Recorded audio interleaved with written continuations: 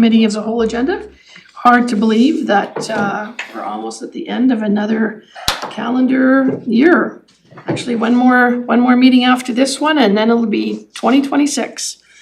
And so I'd like to call the meeting to order and acknowledge that the land on which we gather is the traditional territory of the Kootenay, the Silks and the Snacks people, and is home to the Métis and many diverse Aboriginal persons. We honor their connection to the land and rivers and respect the importance of the environment to our strength as a community. I received no late items before the start of the meeting. If I could have an adoption of the agenda as circulated, Councillor Woodward. Seconded by Councillor Tate. All those in favor?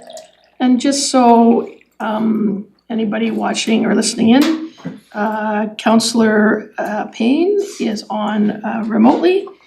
My guess is it's November. Are you at the housing meeting somewhere, Leslie? I am indeed. Thank you. I'm in beautiful downtown Vancouver where the sun is setting over English Bay. It stopped raining, so I'm delighted to be here with a lot of passionate people about housing.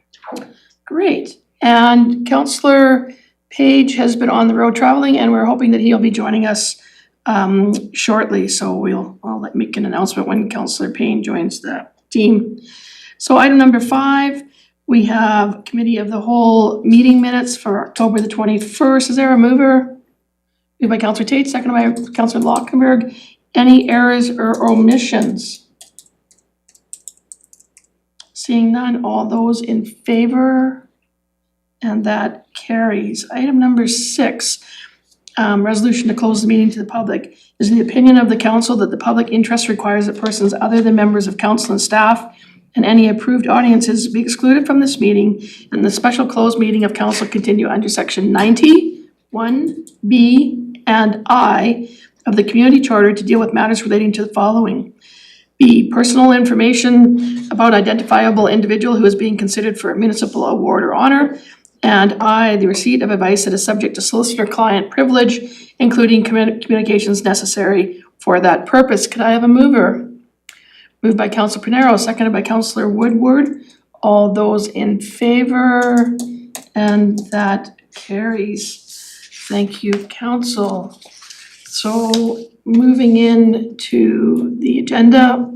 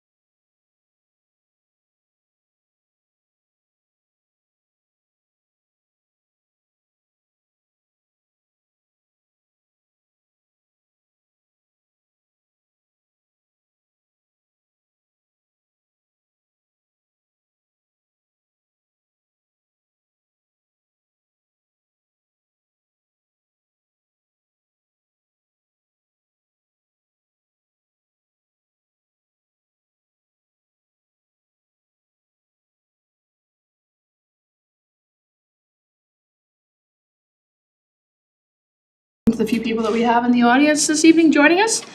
Always good to see a few people coming down to participate. And we are now on, if I could just have a motion to reconvene and open, please. Councillor Woodward, seconded by Councillor Tate. All those in favor? And that carries. So just a reminder to everybody that Councillor Payne is joining us remotely this evening from Vancouver at the housing conference that she's attending. So next up, we have City Manager's report. Do you have anything for us this evening?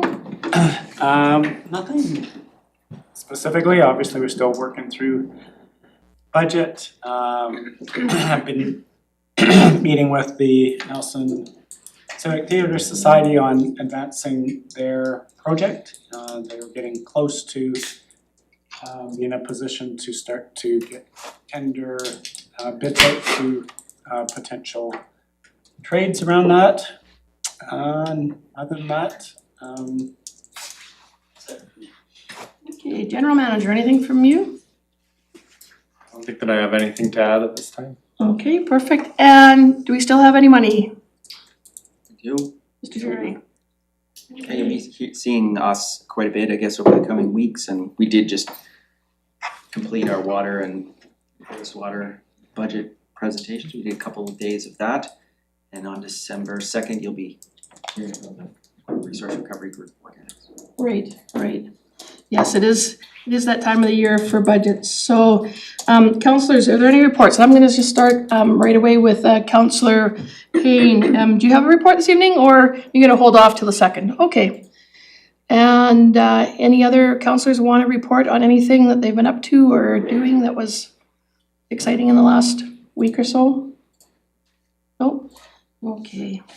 I guess the only thing I can say is that there was quite a significant turnout about Old Growth Forest today out on the plaza, probably 500. There's a few people in the audience. Would you say 500 were there? I think there might have been a bit more than that, but we're just, it's Yeah. somewhere around. I mean, the plaza was definitely full. So I'm sure that we'll be able to read more about the event in the news, and there is an event tonight that's on at the very limited seating that was all sold out to hear some more from Doctors Suzuki, Simard, and Holt. So moving on to item number 10. So tonight, our cultural presentation is a little bit different than normal. So local filmmakers Jeremy Grant, Carla Sinclair, and Carlo Alcos will present their 8-minute sizzle reel sneak peek of their upcoming docu-series based on Nelson's popular Burger Month event. The team captures the creativity, community spirit, and culinary passion that defines Nelson while highlighting the city's growing film industry and the collaborative efforts driving its development. Carlo is in the audience tonight, so Carlo, if you want to just come forward and maybe quick couple of minutes, and then we'll show the reel. Yeah, I think you did a really good job of introducing that. I don't know how much more there is to say. So I'm presenting on behalf of myself, Jeremy Grant, and Carla Sinclair, who could not be here. This was a project that's so far been in the making since around March. We were able to get some development funding from Creative BC, which allowed us to meet a lot of the restaurant owners, chefs, and develop the concept behind the series. So the idea is to make, the ultimate goal is to make a 6-episode, 1-hour episodes, a full season of 6 1-hour episodes next year. We were trying to do it for this year, but it was a pretty compressed time. So after developing the idea, and what I'm going to show you tonight is came out of that development process. And so this we call it a sizzle reel, but we're using this to pitch to Canadian broadcasters and streamers in order to try to sell the idea. And the latest update is we have a production company in Toronto who have kind of like the ins to some of these broadcasters, because that's kind of what it takes to get into a lot of these broadcasters and streamers, is they like to work with production companies that they're familiar with and they have trust in. So yeah, we've partnered with them, and their job is to help us sell it. The other development, I guess, is that we received some funding from Nelson Kootenay Lake Tourism, so we partnered with them in order to shoot this month, basically. So we didn't want to let this year go by, because there's some really neat things happening this year.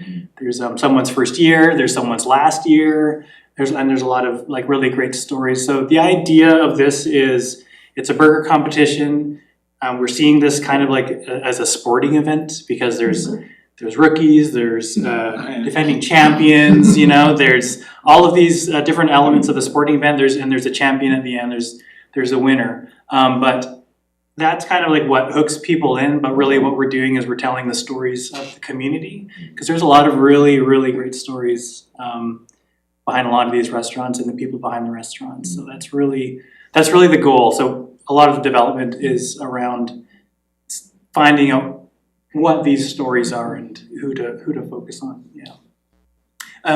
I will say one last thing, because a really big part of this too is the economic development, because we are, like Mayor Morrison said, that there's a burgeoning film scene here, industry, and we're trying to uplift it, and we're trying to create more job opportunities here. So I think it's like a win-win-win situation. If we're able to get this made, it's going to drive a lot of tourism, a lot of job growth, and yeah, just it's going to be good for everyone, I think. Great. Councillor Weber, you had a quick question Yeah, before we quick show question. the reel? It was just about like, if you're gonna talk about sort of how we ended up with such a rich culinary scene here. Like, it is kind of astonishing how much Oh, like variety. would we do that? Would that be part of it, where we talk a little bit about where it all came from, how we ended up Yeah, this? I think that could be part. We haven't really discussed that at length. Like right now, our goal is to tell this, kind of document the story of what this Burger Month is. But I think that's a very interesting angle too, We have an incredible because we restaurant. have, there's 48 restaurants participating this year. Like if there was 48 in Vancouver participating, that would Yeah. seem like a lot. Yeah. And for it to be, for that number to be here is incredible. Yeah. Like there was 39 last year, and it just keeps, I wonder if, I don't know if it's the maximum, but I don't know how much I bigger don't know, it can I get. have friends following in Phoenix, like we have to tell them when the paper comes out, we send them the Yeah. link to the Nelson Star. I- We have to report back to them on every burger we eat. Do they tell you Yeah, which it's ones kinda to crazy. try? Go try this one Try for this us. one. Yeah, I yeah. think this is something we're finding too, is how much interest there is outside of the area. Like we've heard of people coming from Sycamoose, to spend a weekend to check out the burgers. We spent time with these 4 friends who, one of them was an engineer, and he built this really complex spreadsheet.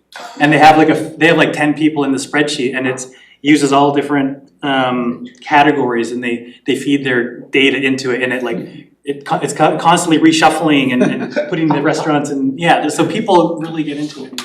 Yeah, it's I great. mean, I think you hear it out on the street, Well, it's a great month because, as Canadians, the number one question that we always ask when we meet strange people is well, how's the weather? Like, it's always, that's the icebreaker. In Nelson for November, the icebreaker is where'd you eat your last burger? Absolutely. So it's a lovely segue from not always talking about the weather. So I think maybe Sonia has the control here, so we'll fire this up.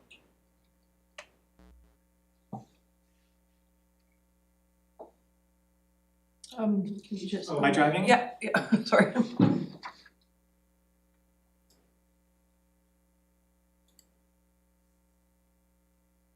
There's no sound.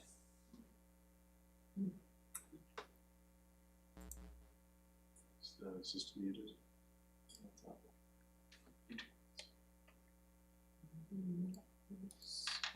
There, yeah, try that. Try again.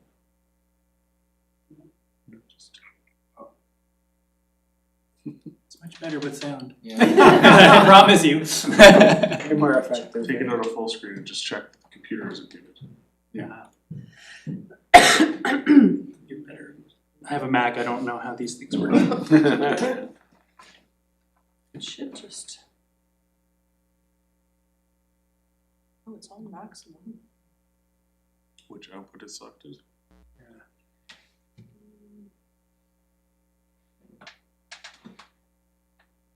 Look the volume.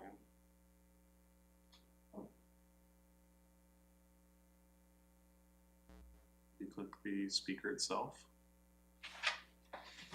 There was someone here who knew computers. For someone who Overwhelmed. PC. Sir, pinch hit IT guy. So audio display speaker. Now they've kind of went. There's that one. Oh, we heard that. Make the computer do it. Well, there's Oh, some. here it comes. No, Oh, that's this the is not what mic. you want. That's right. Isn't it? You want just the computer speaker? That- It's gonna be shitty for the YouTube.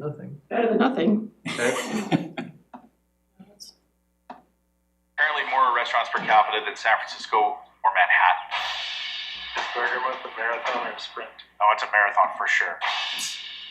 November used to be a month where you didn't do anything. The tourists are gone, the ski hill's not open yet, and now they've kind of went, okay. You started at the beginning again. When I came here from Edmonton and heard about Burger Month, I'm like, this is madness. What do you mean this is a burger competition? Like, every restaurant has a burger? Like, what the I don't know if I'm allowed to swear or not, but for like $15. For such a small community, the culinary scene here is very intense. There are apparently more restaurants per capita than San Francisco or Manhattan. Is Burger Month a marathon or a sprint? Oh, it's a marathon for sure. November used to be a month where you didn't do anything.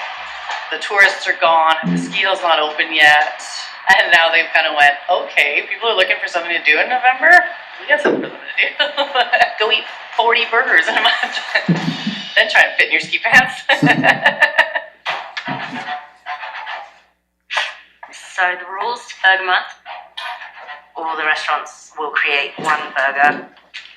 It's a set price for all restaurants. The community comes out at large to try all the burgers and vote. We keep the truck right behind the bar because we want our guests to see that right when they come in. When we first got this, it was quite a bit colder than it was now, but after all the alcohol that's been drank out of it, it has tarnished a little bit. I sort of made a bet at the beginning of the contest that if I won a third time, I'd get a tattoo. That night we celebrated, drank a couple bottles of champagne, and I went down to the tattoo shop. I wouldn't say burgers like this 5-star meal that people really seek out. And would you like anything else today? But then once you kind of start diving into the list, it's like, oh wow. Burger, it's not bun and bread. It's something more creative. It's approachable. It's beef. It's pork. It's something that we all know and love. Burger Month for me is always challenging. I never heard sushi restaurant making a burger. I think there's a huge art to it. I think that it's way more art than it is science. The devil's in the details, I always say. How can you doll this piece of meat up and make it spectacular? The sky's the limit.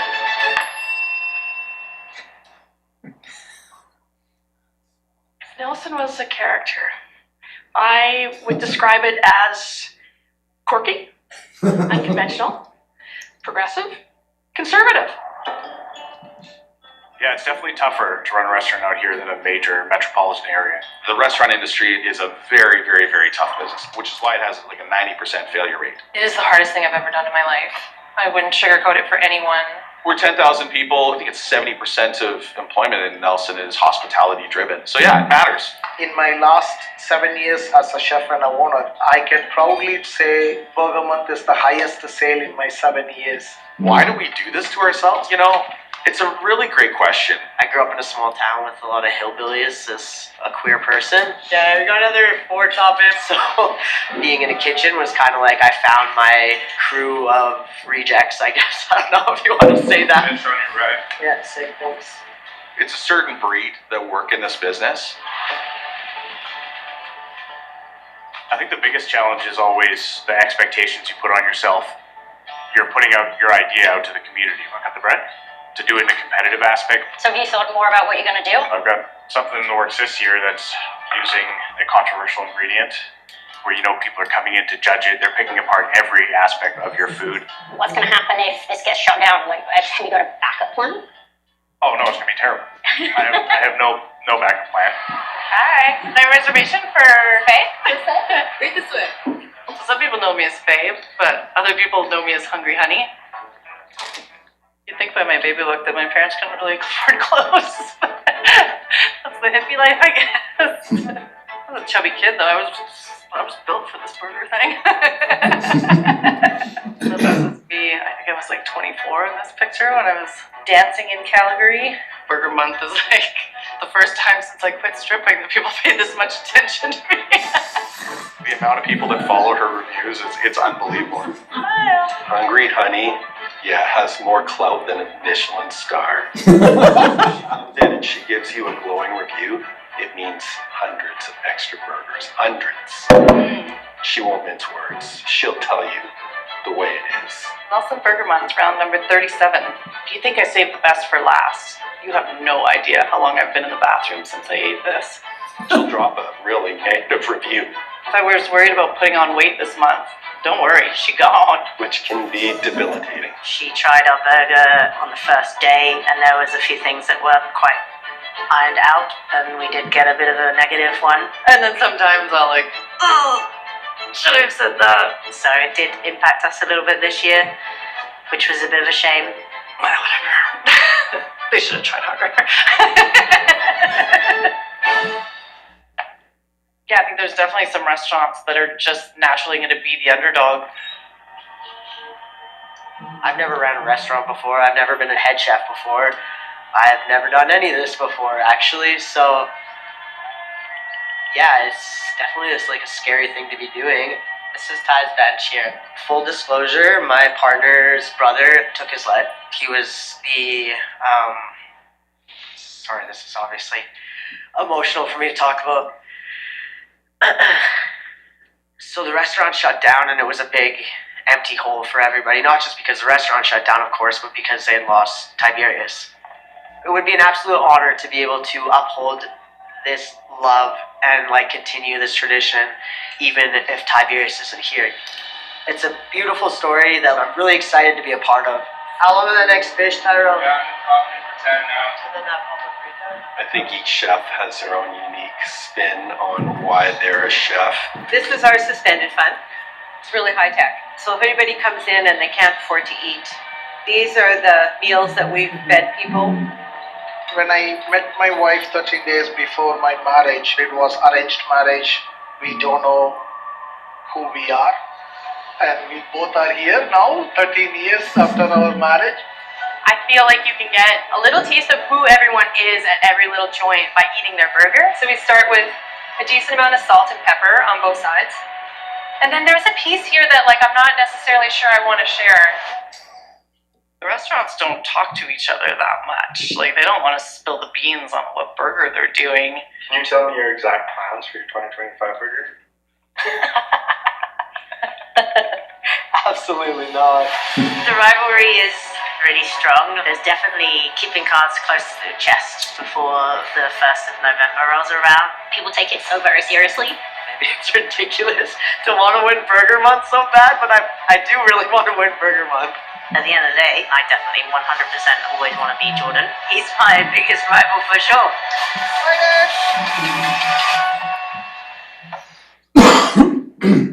You're back-to-back champion. Yeah, 2025.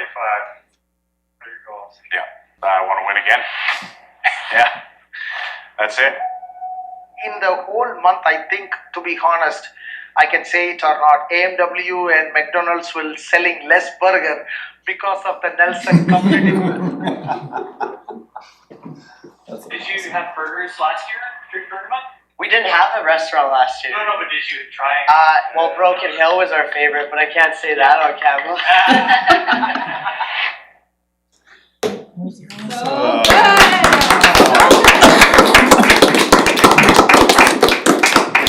You want to stay in touch? Instagram at burger_month. Thank you very much. Yeah, thanks so much for your time. Yeah. That's awesome. Great editing. Okay, well, thank goodness that we ate dinner Yes. before watching that, because now I'm all hungry for a burger again. Okay, so next up we have public participation, and I did scan the room, and I don't think there was anybody here extra tonight for public participation. So given that, unless Tyler Harper from the Nelson Star wants to, we haven't seen him for a while, maybe he wanted to talk. Moving on then to delegations, we have first. Janice, can I jump in? Sorry. Sure, Councillor Payne. Sorry, I had my hand up before, but I don't think you saw it. I didn't have a report, but I do have a question or maybe an announcement. I just wanted to make sure that everyone who hasn't seen it yet knows about the pest management event on Tuesday, November 25th from 3:30 to 5 at the North Shore Hall. I know there was a lot of community interest in what Nelson Hydro's pest management plan was, and I think they're doing an excellent job of, trying to communicate the information and gather community feedback so that everyone feels included and understanding of that decision. So I just wanted to remind people that that's happening if you don't have any of the notices from the city or haven't seen it in the newspaper or the many other methods they've been trying to communicate it. So just one other notice that is happening at the North Shore Hall next week. Thank you, Councillor Payne. Moving on to delegations, we have WildSafe BC up next. So Lisa from WildSafe is here to present an update to City Council on WildSafe BC activities and findings from the 2025 season, including data on local wildlife reports, community engagement, and collaborative initiatives with the city and RDCK.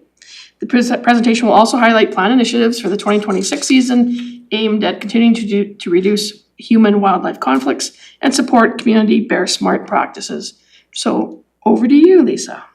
Thank you. Good evening, everyone. Thanks for having us again this season. So yeah, I'll just jump right in here, I guess. As you well know, WildSafe BC is the provincial leader in preventing conflict with wildlife through collaboration, education, and community solutions. And we can thank the City of Nelson for continued support of the program. Tonight's presentation will be focusing on the City of Nelson only, but I do cover the RDCK areas E and F. So basically from Ainsworth, along the west arm of the lake, the North Shore, Harrop Proctor, down to Bonington and Beasley, and out to Cottonwood Lake as well. And we are on the unceded territory of the Sinaiaks and the traditional territory of the Tanaha and the Silex peoples. So what were the bears doing this year? I'm sure all of you could appreciate that there were far less bears this summer, and we can thank the abundance of wild berries up in the mountains this year. The summer just yielded bumper crops, and thankfully the bears made their way up there and decided to sit down all summer and eat hand over fist. And with that, we actually saw less bears out at Kootenay Creek Provincial Park during spawning season. We usually can have up to 6-7 bears or more out there at a time, but this season we only had one yearling that was frequenting that we saw mostly, but there was on trail cams probably about two others that were feeding the salmon. So it's good to see that they chose the berries over coming into town and getting into the non-natural food sources that are available here. When I had prepared this presentation, we didn't have the return of our grizzly sow and her 3 newborn cubs. However, just a couple of weeks ago, you may recall the collared sow that we relocated in 2023. She did return to Uphill or Mountain Station area without conflict once again, which was great. She having 3 cubs, I'm sure she was just trying to get the last little bits of meals and calories into them before she went to winter denning. She is no longer collared with the radio collar. They have a 2-year expiry on them, and it was around October that it was disengaged and had come off. So one of the cubs has been injured or has a birth defect on its hind leg. So she had been seen low in around the Cottonwood Lake areas for most of summer and not higher up with the other grizzlies as APEC summit saw a number of grizzlies up there, a couple with sows with cubs of the years as well, and the males. So I suspect she was just trying to stay away from coming into conflict with the other grizzlies. So as of probably about 2 or 3 nights ago, I have not heard of her being around, so I suspect she's made her way up to her winter den, hopefully. And it's been a pretty quiet season compared to previous years. I have just received the statistics from the Conservation Officers Service today. And I haven't had a chance to go through it thoroughly, but for Nelson, there was 90 black bear calls to the RAP line for black bear issues, human-wildlife conflict, and I think maybe about 40 of those were just pure sightings. And I believe there have been a total of 222 calls across the board of different species. So I think that is again down from previous years. The second highest were for deer, which were about 24 calls. And I don't know if you have been experiencing this, but even through my bin taggings of a nighttime and door-to-door campaigns, I have come across more deer in town. And for the first time in a long time, coyotes have come down as the number 3. And I myself have received quite a number of reports on skunks this year. And we're kind of chalking that up to the increasing rat population, because skunks love to eat rats, raccoons love to eat rats, coyotes love to eat rats, rats love to eat rubbish and fallen fruit, and rats actually aren't able to survive without human shelter and contribution. So, and they're non-native species to this area and mostly to Canada.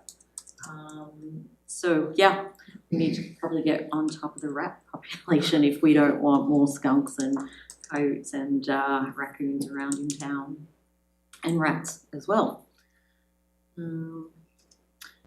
So yeah, as I was just saying, about 80 calls to WildSafe BC Nelson that have come from a range of different species. And there have been several vehicle collisions with deer, black bears, and skunks.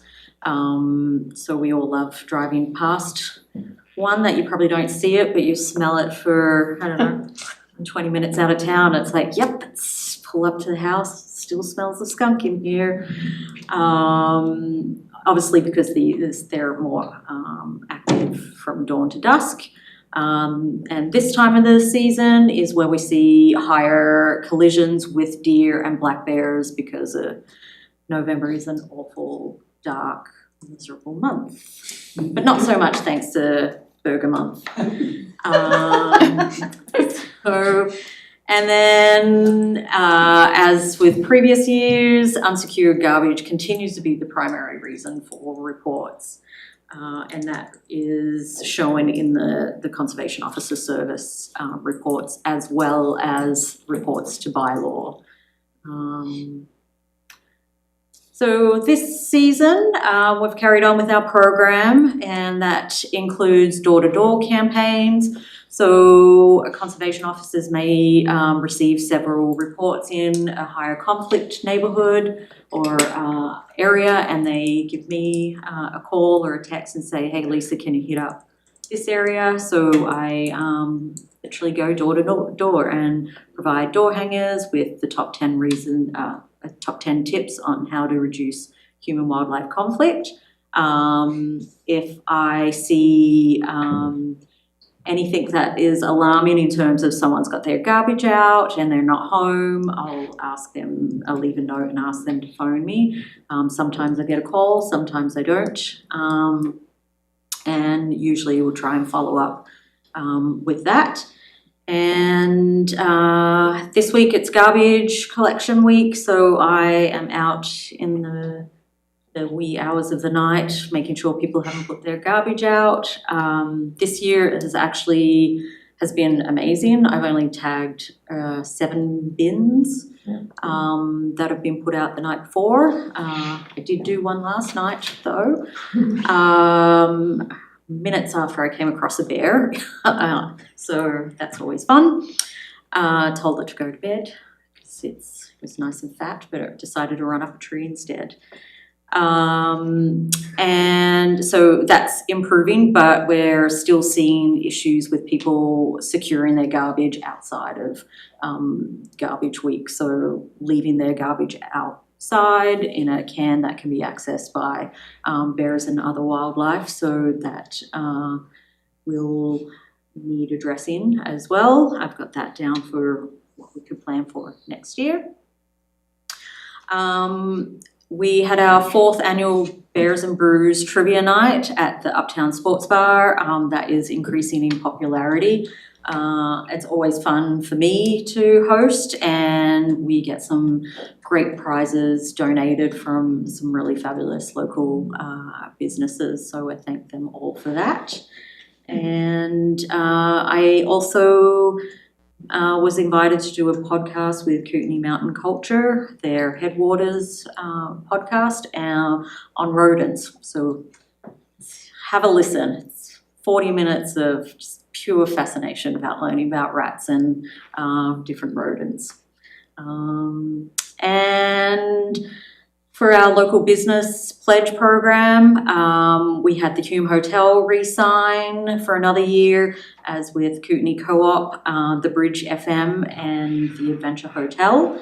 And next year I'm really excited to be able to sign up Whitewater Mountain Resort. We've just been trying to work on that and make that happen. I think that will be a great addition, especially now that they're all year round or season round. So for the past season, the feral fruit trees continue to be a problem within city limits. I usually make a list of those and provide them to Public Works. Last year, they were really receptive and quite quick to action against and have those feral fruit trees removed. And I think the view was to replace them with a more native species of tree. However, I don't think any of them have been removed this year. I presented about 17 or identified about 17 different trees. So yeah, I'm not too sure what's. I know they've been busy with other things and kind of small chaoses that continue to happen within the city. We're continuing on working with the organics division with the food cycle program, gained some helpful feedback through the residents survey who have food cyclers at home, so that's been helpful. And we've also consulted with the RDCK on organics diversion programs as well, particularly for businesses. So when I have been approaching businesses, I've been giving them information on the new organics diversion program, the RDCK. Every year, Gillian Sanders invites me to participate with her grizzly bear safety workshop that's usually held at the Ronald Odd Gun Club, and that's always a really good turnout for town. And the Ursa Project have also been very helpful in identifying hotspots in the area as well, because not everyone reports to the RAP line or WildSafe BC, so that's been helpful. As I said, business pledges, we have the Bridge, the team at the Hume and the Kootenay Co-op. So for next season, we hope to continue to celebrate and embrace community Bear Smart projects. And consider the results of the 2025 Food Cycler Survey on resident wildlife experiences and build wildlife smart practices from there. And continue to support bear-resistant garbage container availability to residents. I know the Ursa project with the city last year had some successes with purchasing the toter bins at municipal pricing, and I think it might be ideal to do that again, but I know that was quite a logistical nightmare for those involved. And for newcomers to town, promote living in wildlife country literature, to let them know of their responsibilities in living in bear country. It'd be great to have some more roadside signage, particularly along the North Shore and out towards Salmo, identifying areas, or even out towards Crescent Valley, notifying people of wildlife crossings and higher conflict months. And continued action removal of feral fruit and nut trees along the highways, streets and right-of-ways, and promoting the food sharing harvesting programs. I know there's been some issues in the past with funding with that, so it's definitely a vital program that people are a bit sad at not seeing it around. And continued thanks for our sponsors, which are you guys, the City of Nelson, the Ministry, as well as Columbia Basin Trust and the DCK. Thank you for your time. Thank you. Any questions, anybody? Okay. So Lochinver, Tate, and Panero. No, not me. Oh, sorry. Thank you for that, Lisa. Just one question. Does WildSafe BC only focus on mammals? I don't see anything related to birds, migratory birds, and any, like, especially all of the conflicts we have with bats and birds. Yeah, I know from a provincial level, we're looking at expanding the species that we cover. However, it's predominantly native wildlife, being urban wildlife, like skunks, raccoons. Rats are in there because of that whole nasty circle that's entailed. And we've got new information on wild turkeys, and then obviously the big game, more dangerous wildlife like bears and cougars and coyotes and wolves. No birds. Yet.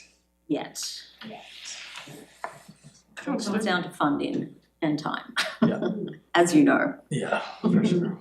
Councillor Tate. Thanks so much. Thanks for this. I think the city installed our bear bins this year. Was that this year? It just blends together after a while. So I wanted to thank you for your advocacy on that, because I think it made a difference, and along with the Ursa project and Kootenay Lake tourism. I heard I have grapevines, and I was in my house one night and I heard this crunching. I was like, oh man, that bear is back. And I get my pot and pan and I'm getting ready to scare the bear, and it was a raccoon. Yeah, I think you and I were on the phone that night. I think I got a bear. Oh, it's a raccoon. And I'm like, are you talking to me or are you talking to somebody else? But I did have a question, because I think last year you let us know, or it might have been in the spring, sorry, it's blending together for me, that your funding was reduced. Was that this past cycle that the funding was reduced? Last year, Okay. it was, I think a bit of the year before. Okay. And then later in the season, funding came through. Oh, okay. However, every season, it seems like funding is kind of held back. Okay. At the beginning of the season, and then at the provincial level, they work their magic and somehow get a little bit more, or suddenly the funding is made available.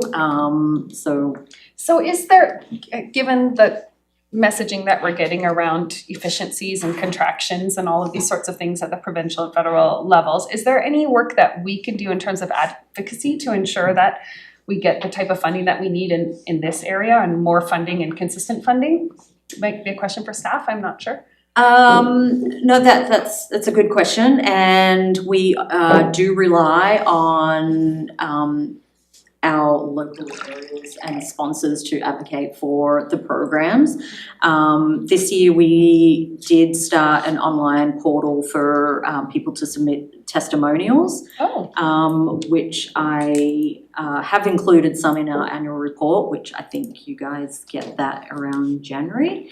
And that's to show that, you know, this program is important and vital, and, you know, show us the money type thing. So, and on a personal level, it's great for me to see how receptive people are and how, and hear positive comments about the program as well. And I did fail to mention a big thank you for how wonderful the new bear bins are, and the entertainment of watching people try to use them. They're great. Councillor Woodward. Thank you, Mayor. My question is, I recognize that, you know, climate makes a lot of difference in what happens with berries, so that's totally out of our control. But I'm wondering, do you think that we're learning to live with bears as a community more so than we have, and that we're able to integrate living around bears, living around other animals? When you're taking precautions like the bear bins and food cycler and these things. But I also kind of feel like people are not so reactionary, we're kind of like learning to be around these animals. Is that a fair assessment? I would agree with you on that. I think in the few years that I've been doing this role, things have most definitely changed. The mindset within Nelson as well. People are more willing to coexist and are more willing to put the work in that they need to do as well.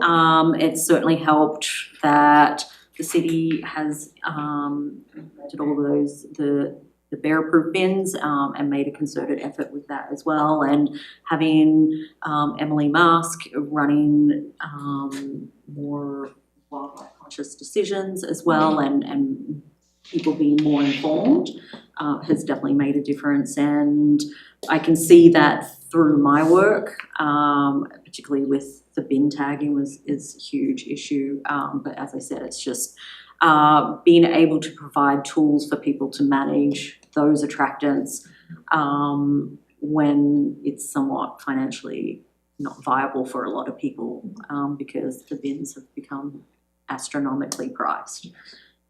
So I try and encourage people, if they're great with have a great relationship with their neighbours, then maybe pulling those funds in and purchasing a bin between 2-3 households, and that working. So there's been some culture change is what you're saying.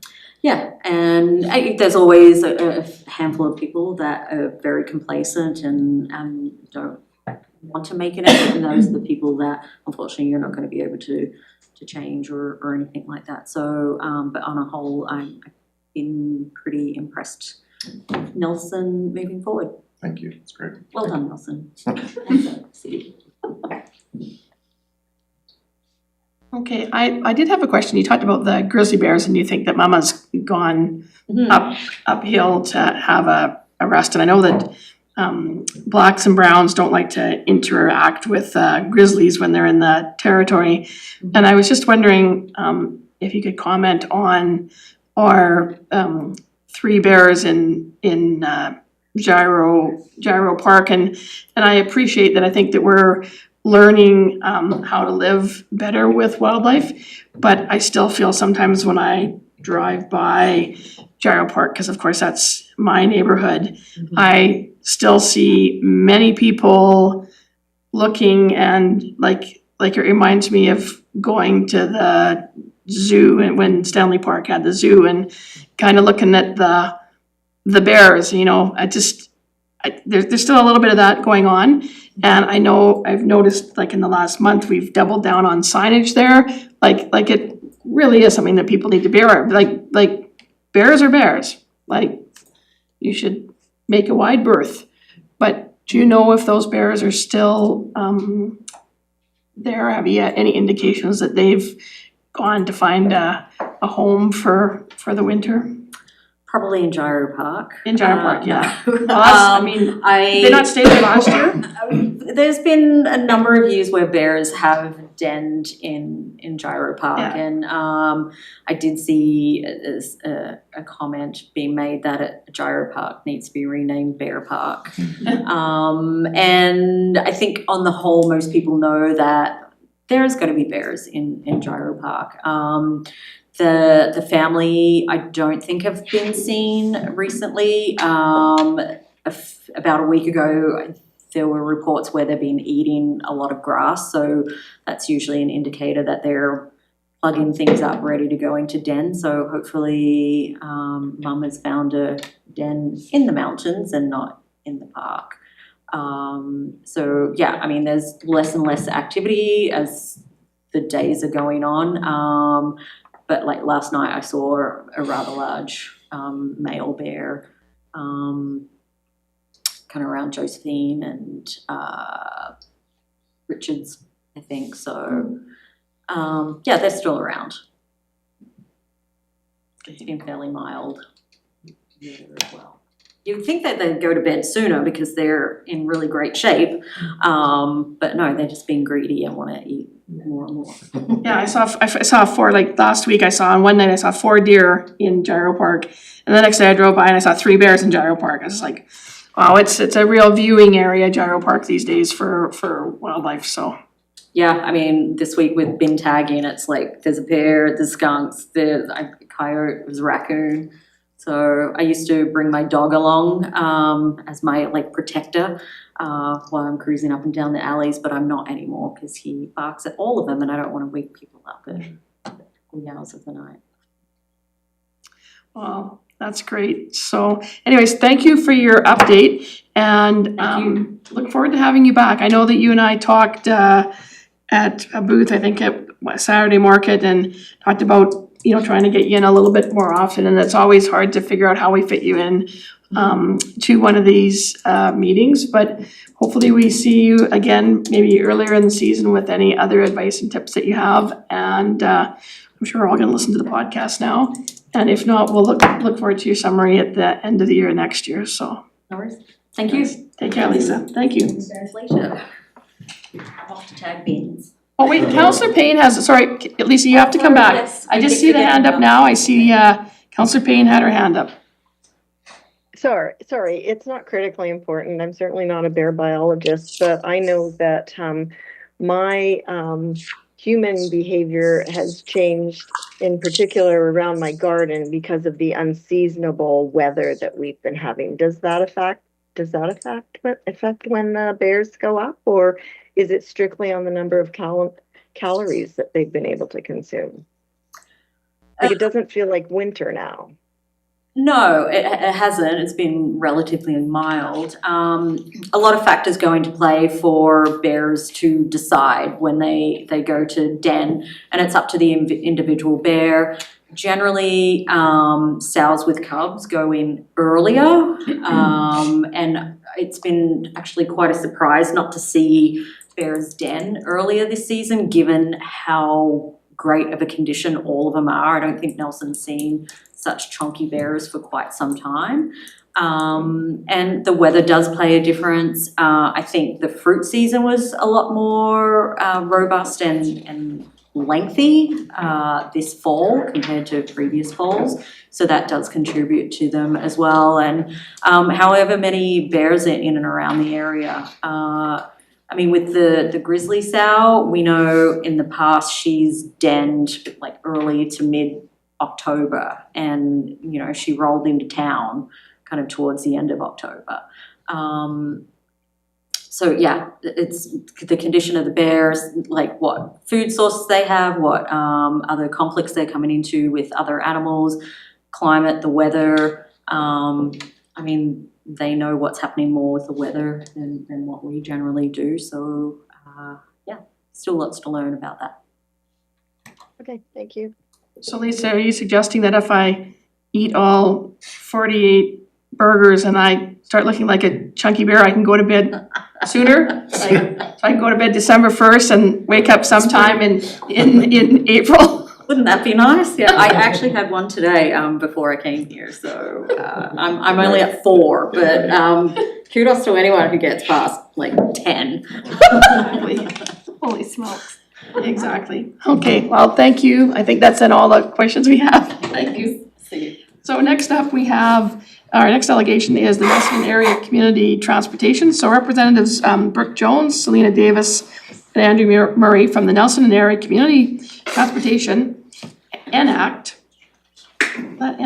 will present an update on their work towards the development of a local cycling education curriculum.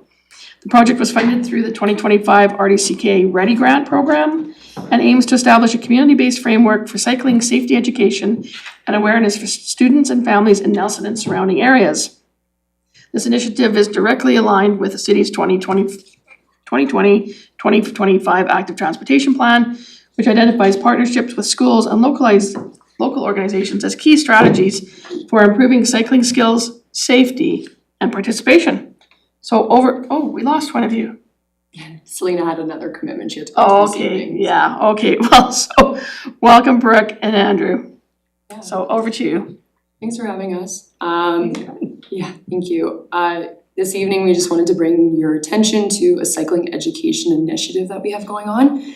And we just wanted to bridge the connection with the city, as we think that it's a really important initiative for you to be implicated in, given that you have the active transportation document in place, and also just that it's a very prominent issue in our community right now. So a little background on the group, NACT for short, is a group of engaged citizens that are really passionate about active transportation, walking, cycling, and public transportation in general. They work along with different groups in the city, and they just want to, be facilitating active transportation. Another initiative that they have going on is connecting the rail trail to kind of the downtown area. So it's not just about the cycling education, but they've got their hands in a lot of different initiatives. So last year, individuals like Andrew put some pen to paper and applied for an RDCK Ready grant, and along with the City of Nelson's support, they were successful in that grant. And the purpose of that grant was to hire a project manager who would be able to help develop a cycling education initiative, just so we can have a better idea about what would education look like for different age groups, focusing on our education sites, whether it be school district aid or private institutions, and also Selkirk College. And that's where I come into play. Kind of the various hats that I wear in the community. I'm a grade 7 English homeroom teacher at Trafalgar Middle School. I integrate cycling education into my physical education programming every spring with my students, and some of your children have done that with me. I'm a level 1 mountain bike instructor, so I have training in order to certify individuals. I sit on the board of, or I am a board member with the Nelson Cycling Club, and I'm also one of the co-managers of She Rides, which is a women's oriented division of the Nelson Cycling Club. So we're just trying to make cycling inclusive in our mountain biking sector in town. So with the cycling education initiative, we're creating this document essentially that's a curriculum that says at what age levels and what institutions in town, what people and students should be learning, all the way from preschool all the way up to grade 12 students, and we'd love to extend that beyond into adult education as well, so that we are being preventative rather than reactive, because we're noticing that there's an uptick in use, especially in youth on bikes, and we want to make sure that this document reflects that. Beyond this document, the 3 things that we would love to see as kind of the concrete outcomes of it, we'd love to have students hands-on bike education. So we want them on bikes, learning how to ride on roads safely, not just talking about it, but actually learning. We also want to make sure that Nelson is fostering a sense of cycling culture. We want people to be proud of cycling to and from school, work, things like that. We want people to be, proud about this in town. We also want to make sure that we have our parents, school community engagement groups involved in this, because everybody needs to be implicated in this really important thing we have going on. And so, as Mayor mentioned, the city is directly involved with this through the active transportation plan. The two key points that we really wanted to bring your attention to is that in the plan, it states, work with schools to develop an active and safe routes to school program. And the second point that is quoted from the document itself is partner with local cycling groups to develop education and skills training programs for safe cycling in the community. So I hope that we can act as one of those conduits because we would love to support you, but we also need your support in return. I think one of the points that we'll discuss later is that we would love to have a point person who we would be able to go to work in collaboration to make this happen.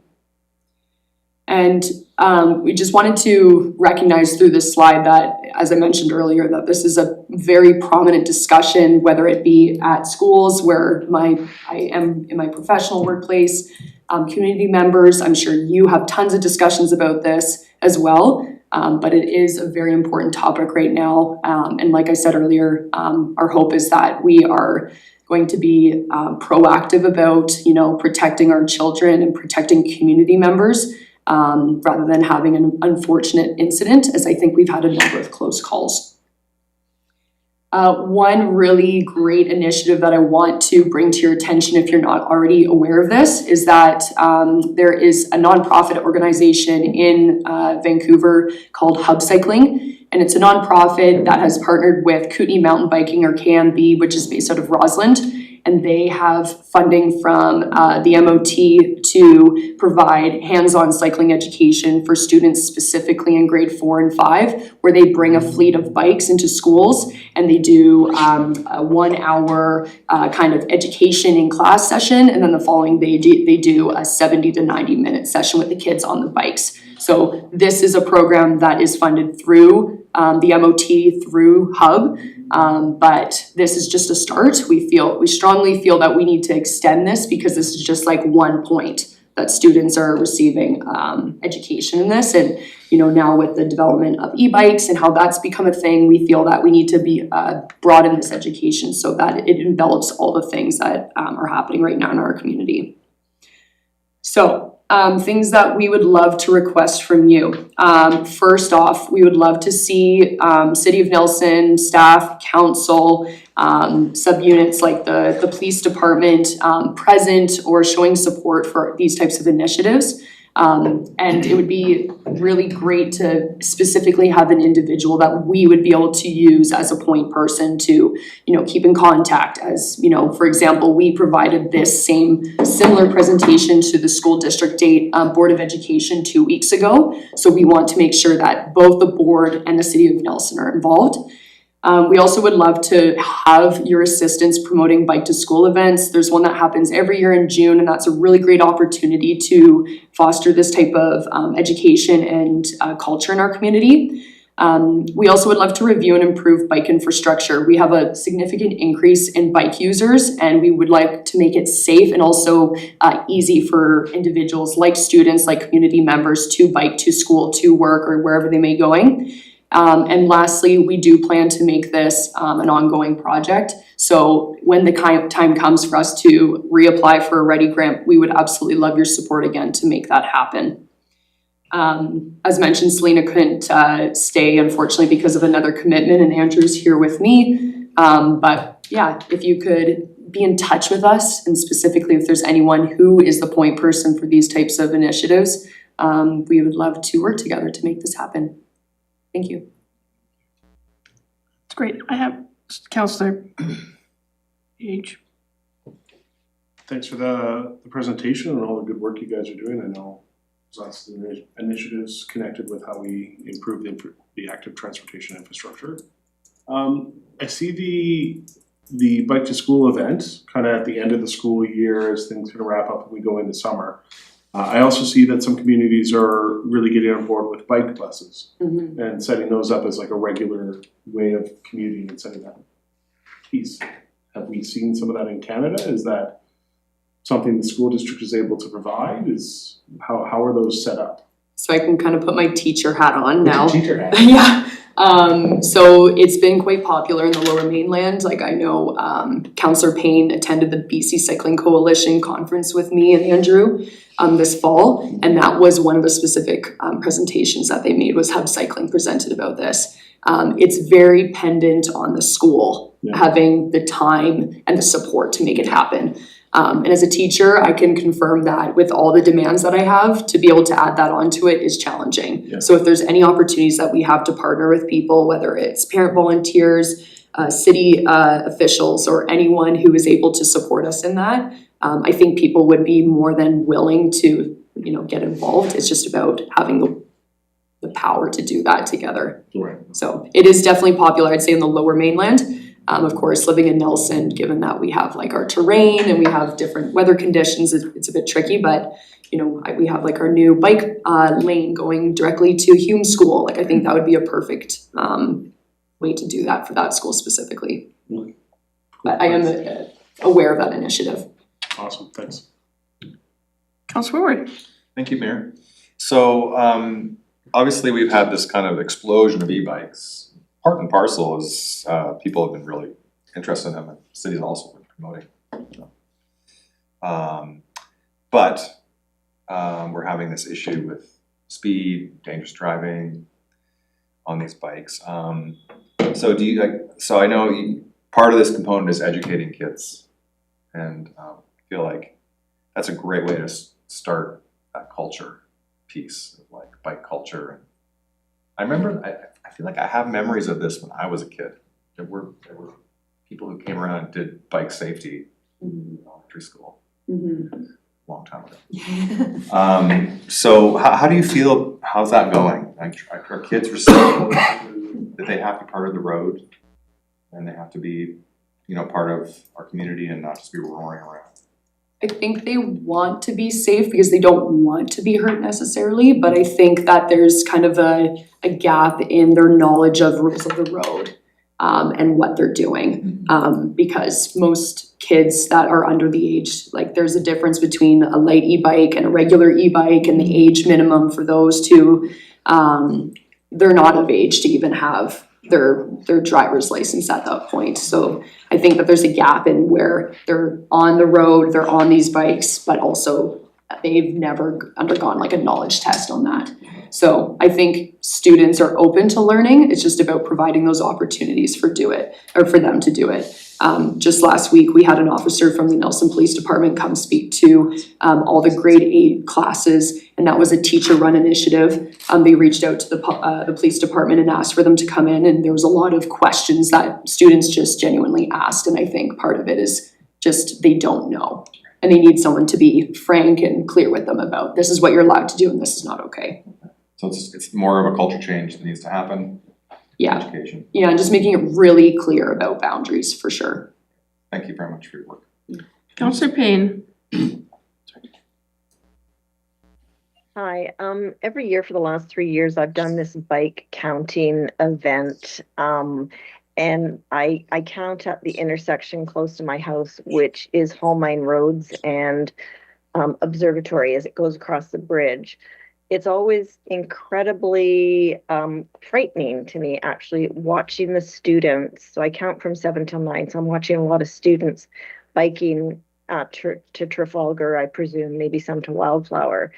Is that are there spots that you recognized as being more dangerous on your safe routes to school program, or have you identified that yet? Because that's one spot where, yeah, it just seems very, very challenging for students to get across that very, very busy intersection at that time of day. I just was wondering how you're identifying those safe routes, and is there anything we can do other than the active transportation plan to make them safer?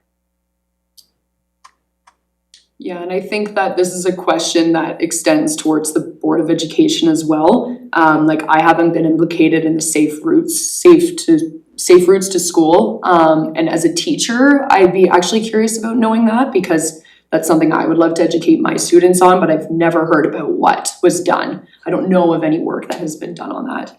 Yeah, no, there's definitely some like high traffic ones, like I think of like Stanley Street, Latimer Street, and those streets are steep. So them controlling their speed going down as they approach a stop sign is definitely more challenging. But yeah, all around the school, it's challenging.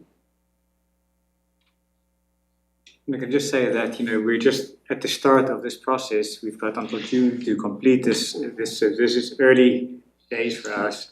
We've got a lot of work to do before the end of this grant period.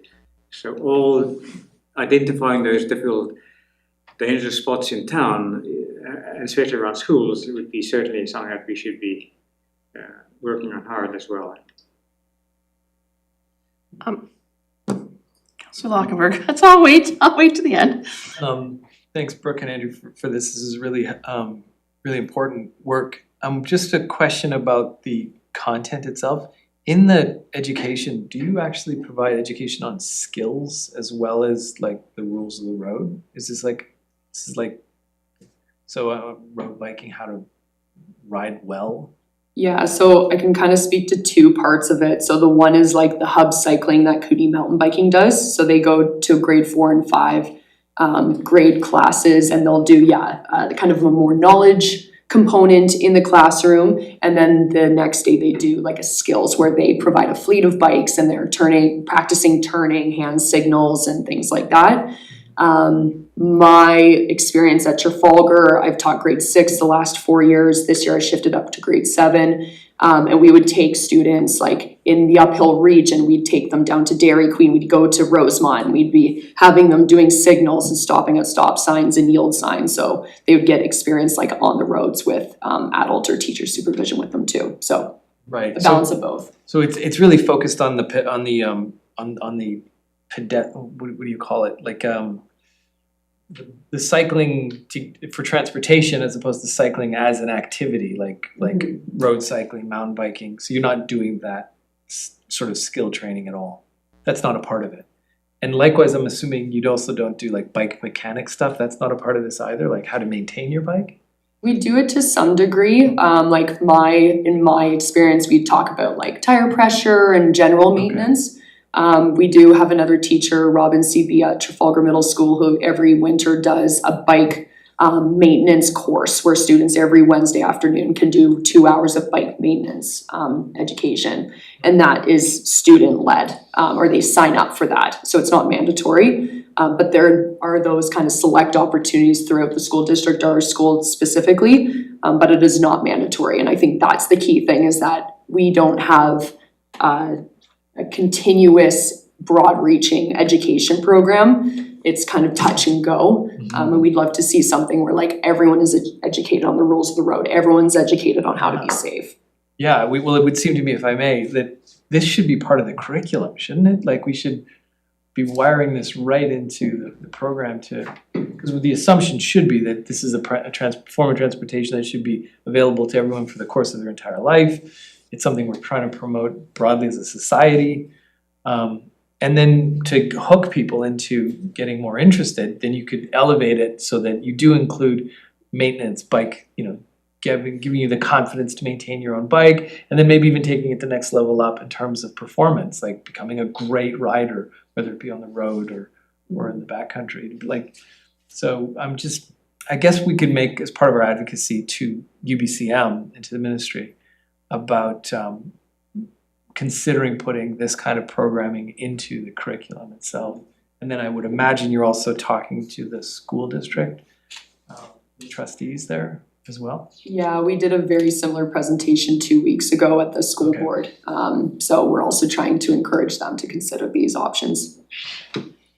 Just to interject, is there not an LLE that was mountain biking for a little while at Trafalgar? And I think LBR had a mountain biking elective as well. Okay, Yeah, great. so for that recreational aspect as an elective. Yeah, so in the fall term and then the spring term, there is a mountain biking LLE, or the Lifelong Learning Explorations course. And then in the winter months when it's not feasible to be mountain biking, that's when the bike maintenance course happens. And then yes, there is a course for mountain biking at LVR as well. Great, cool. I can also just say that, when I did preparation work for the grant application earlier this year, I was amazed at the extensive and detailed curricula that are available about cycling education. I had no idea that both different provincial BC organizations and national. So there is a huge amount of information and support out there in all these documents. So we don't have to reinvent the wheel here. It's all, we just need to use what's available, and of course also develop our own processes as well. But there is a lot that we can work with you. So I just had a couple of questions. Carol, did you have anything? So when you talked about the hub cycling, you talked about MOT, and I'm assuming that you're talking about the Ministry of Transportation and no, it's not infrastructure where it's transit, it's MOTT. I just wanted to make sure, in terms of that was very interesting that they have some money that they sponsored with, so it's on my list now. I just wanted to make sure that MOT wasn't some other acronym because it changes its name, so I'll have a discussion with the regional manager. And probably what you didn't notice from where you were sitting when you came in, you sat in the front row, must be a school teacher thing. But in behind you, you've had the police here all night. And what's interesting is today, the Chamber of Commerce, because you mentioned them here in your slide deck, I did attend, the Chamber of Commerce has a couple times a year, they have the police come in, and usually we talk about all kinds of interesting things. One of the interesting things that was top of mind for many of the people that were in attendance was actually talking about biking and particularly the e-bikes. And I love the picture here of the e-bike versus the whatever you call that other thing, that dirt bike, the thing without any pedals. And so they talked to the members of the Chamber of Commerce, and two of the police board members who also happened to be in the room here also heard this earlier in the day, talking about education and where there's been success. And what was interesting is I think that this needs to be taught in the school for sure. But one of the interesting things that the inspector talked about, he's in the back of the room, talked about that one of the things that they've found when they've had interaction, so this isn't coming to the school, because I think it might have been Inspector Jukes that was at Trafalgar during the grade 8 course, but when they've stopped people or there's been interaction on the street, is that talking with the parents has been really important. And I don't know whether or not a part of your program that you're sending anything home with the students, because what I heard from policing, and I shouldn't talk for them, but they said this morning is that oftentimes parents just thought, well, Jimmy next door's got one, I'll buy one for my kid. Nobody really knows what they're buying. The next thing they've bought the electric dirt bike versus the low volume, you're only 13 e-bike, right? And so that sometimes parents also need to be educated in this process. And I guess that we shouldn't make the assumption that everybody has parents that at some point rode a bicycle. I can tell you that my mother played a lot of sports. The one thing she never did was she never learned how to ride a bicycle.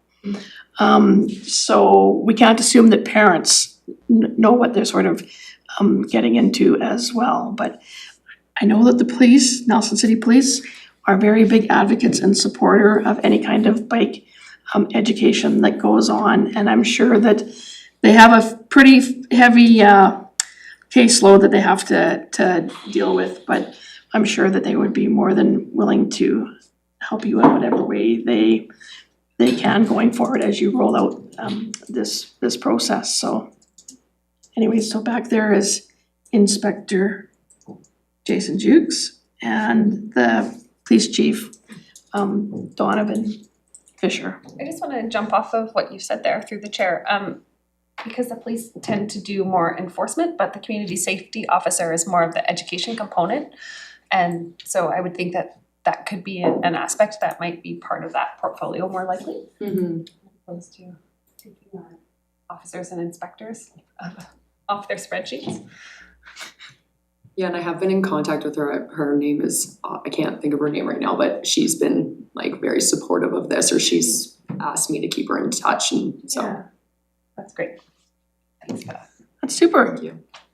So seeing no further questions. I would just Yes. like to make another comment. Yeah. couple of comments actually. I think the one is the vision for me, at any rate, for us, is to have I think it's already clear, but to have a Nelson community, all the people in Nelson over time being better and better educated regarding walking, cycling, transit, driving vehicles, and so I think we have the opportunity to really develop something which is very special and which could be beneficial in many ways. That's point number one. Point number two is I just want to thank her for doing this. I think it's clear that we are fortunate to have her as a project manager. Thank you again. Thank you, Brooke. Thank you, Andrew. I keep wanting to say doctor. I got learning to just call you Andrew now that you're retired.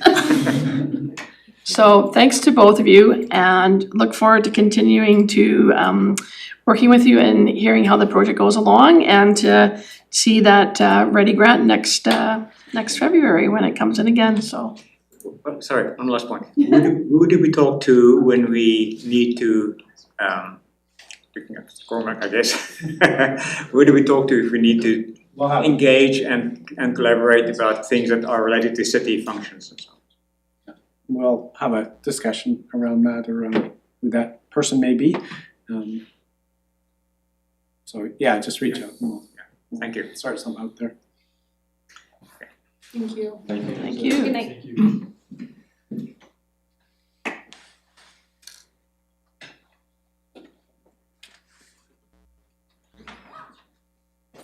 Okay, so and moving right along, as there is no late items submitted at the beginning of the meeting, there's nothing now, and so now we're going on to item number 14, the Nelson Police Board provisional budget.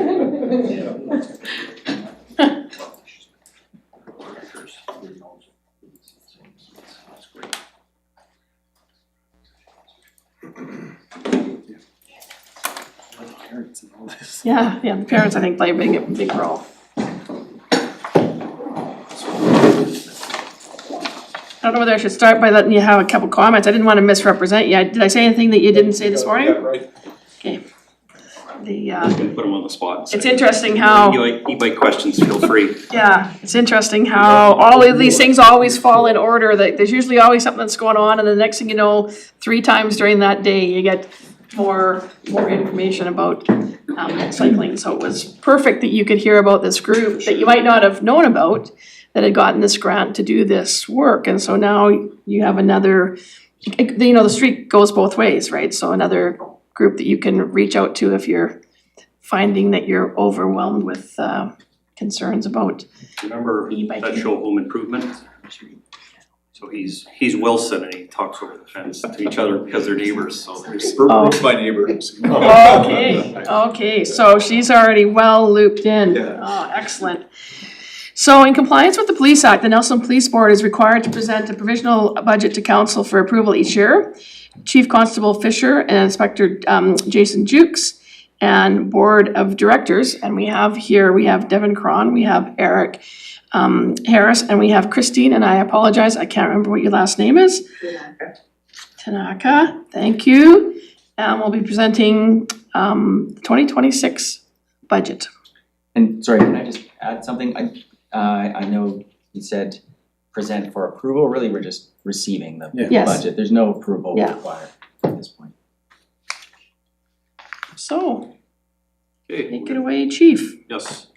So one of the things we talked about the last couple of years was just sort of the heavy slide deck that I came with all the stats, somewhat due to the fact that we generally only really got to present unless there was something unique happening, but I talk to council once a year related to operations and budgets and stuff. So given this past year that we've met once or twice to discuss some of the goings on in the department, and I think we're gonna keep doing that in the future because I think that's really valuable, but that also allows me to kind of move away from trying to cram a whole year's worth of stuff and stats in. So definitely shrunk the presentation down this year, kept a couple of the high level stats that I think are still of interest and just sort of shows the trend as to where we're going. So as a reminder, the mission of the Nelson Police Department is just to have a professional, trusted, modern police department partnering with the diverse community of Nelson to support public safety and community wellness. As we just reported on out of the budget last year, we were just starting to really get into the new strategic plan that we've developed with the community, the board, and representation from the Nelson Police Department. Just a couple of highlights on that. The strategic direction number 1 is people and culture, so that includes the employees, supports, performance management, and employee development. So we're really starting to focus now on trying to take those training opportunities, those developmental opportunities, and grow from within inside the force and have them progress through their career, given the opportunities we can provide so that they're they want to stay and grow within the department and make it a really good place to work. Strategic direction number 2 is community engagement, so includes inclusivity, community policing, restorative justice, and community outreach.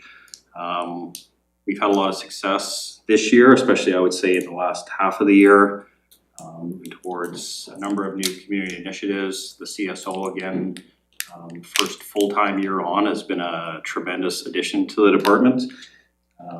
We've participated in markets. The CSO obviously is our weekly participant in the markets, but we try to get the officers and other department staff down there as well.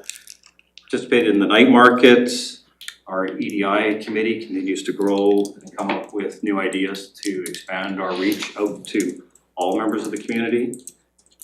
We've had one coffee with a cop that just started, so for the first time event, and the word just kind of getting out into the community. It seemed like there was a lot of interest after the fact, so we're really hoping that the next one, that's early in December, is going to be a significant turnout. But for the first time, Inspector Dukes was there for the entire time.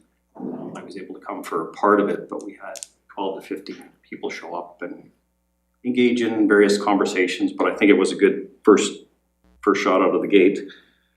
And as always, we participate in Canada Day and Remembrance Day. I found Canada Day quite good this year. We had a really good turnout from the department and a lot of engagement from just kids, adults, people. There seemed to be a lot of enthusiasm around people being in the dunk tank, and the inspector got to go for a bath or two, so that was good. You probably remember this chart from the last 3 years now. I put it in. As you can see, this is the first year we've actually shown a decline in calls for service. So definitely a nice trend that we see coming. I attribute this to the extra patrols that we have initiated. In particular, we always have a couple of patrol priorities that we're sending people to some of the more high incident, high crime type areas. These targeted patrols, coupled with the fact that I think we did a good job, and the inspector took the lead on this with Andrew, our dispatch supervisor in the IT department for the city, in really setting up the vehicles a lot better so that the officers could work in the vehicles. And then we identified spots where we wanted them to work between calls, so when they would go to a call, they would deal with what they had to do at the call and then go park in one of these high visibility, potentially high incident type areas and do their work from there so that they were visible in the community. And I think a lot of the officers actually quite liked that after they got used to it, and they found they were more engaged with people that would even stop and talk to them on the side of the road. The beat officer always does a great job. Do you want to mention just quickly the initiative we have right now?